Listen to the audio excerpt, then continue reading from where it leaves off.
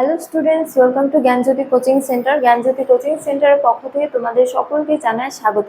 তো স্টুডেন্টস, আজকে আমি যে বিষয় নিয়ে তোমাদের সামনে চলে এসেছি তা হলো অরিজিন হোমল্যান্ড অফ গুপ্তাস বা গুপ্তদের আদি বাসস্থান সম্পর্কে।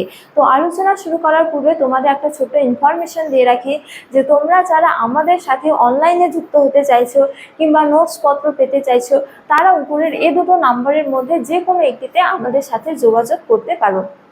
চলো আর দেরি না করে আমরা আজকের আলোচনা শুরু করি। তো আজকের আলোচনার বিষয় হলো অরিজিন হোমল্যান্ড অফ গুপ্তাস বা গুপ্তদের আদি বাসস্থান সম্পর্কে। তো এক্ষেত্রে বলা যায় যে মৌর্য সাম্রাজ্যের মতো গুপ্ত সাম্রাজ্য বৃহৎ না হলেও কিন্তু মৌর্য সাম্রাজ্যের মতো গুপ্ত সাম্রাজ্য ছিল দীর্ঘমেয়াদী। সুতরাং ভারতের ইতিহাসে মৌর্য সাম্রাজ্যের পর গুপ্ত সাম্রাজ্যের গুরুত্ব অপরিসীম। তো এই গুপ্ত সাম্রাজ্যের প্রতিষ্ঠাতা ছিলেন শ্রীগুপ্ত এবং তার রাজত্বকাল হলো 240 খ্রিস্টাব্দ থেকে 280 খ্রিস্টাব্দ পর্যন্ত। তো এই যে গুপ্ত সাম্রাজ্য বা গুপ্ত সাম্রাজ্যের যে রাজারা রয়েছে বা বলা যায় যে গুপ্তদের যে আদি বাসস্থান রয়েছে তা নিয়ে ঐতিহাসিকরা একমত নন, অর্থাৎ বিভিন্ন ঐতিহাসিক বিভিন্ন মতামত পোষণ করেছেন।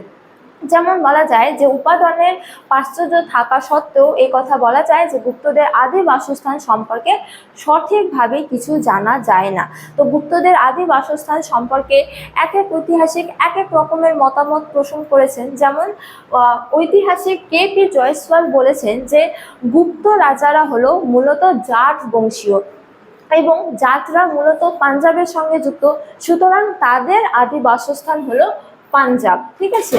এছাড়া ডক্টর এস.আর. গয়াল বলেন যে গুপ্ত রাজারা হলো মূলত ব্রাহ্মণ বংশীয় এবং এর ফলে তাদের আদি বাসস্থান হলো কি প্রয়াগ, মথুরা ও কাশীর মধ্যবর্তী অঞ্চল।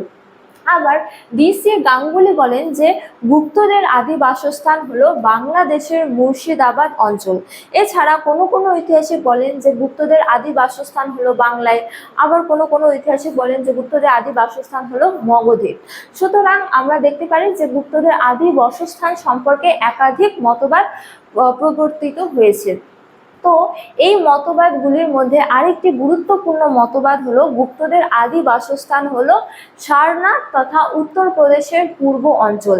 এবং যে ঐতিহাসিকরা এই মতবাদকে সমর্থন করেছেন তারা বিভিন্ন যুক্তি বা প্রমাণ দিয়েছেন। যেমন তারা বলেছেন যে গুপ্ত সাম্রাজ্যের একাধিক শিলালিপি উত্তরপ্রদেশে আবিষ্কৃত হয়েছে।